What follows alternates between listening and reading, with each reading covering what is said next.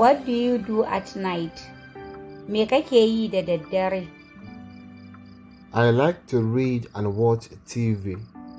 Ina son yin karatu da kallon talabijin. That sounds relaxing. Hakan ma hutu ne. Yes, it helps me relax after a busy day. Yana taimaka min in huta bayan na wuni ina aiki. Do you sleep early? Kana bacci da wuri? Yes, I sleep by 10 p.m. Ina yin bacci da ƙarfe 10 na dare. That's good.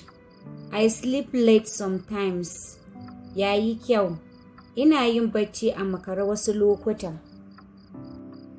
You should try to sleep earlier. Ki dinga ƙoƙarin bacci da wuri. I will try.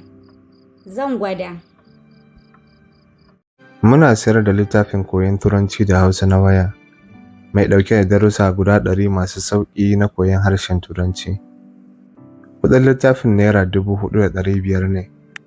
Idan kuka sayi littafin za mu tura muku da littafin ta waya, sannan za mu tura muku da bidiyoyi guda 100 na darussan da suke cikin littafin. Idan kuma kuna buƙatar shiga ajin koyon harshen Turanci ko Larabci ko Hausa, to za ku iya yi mana magana ta WhatsApp.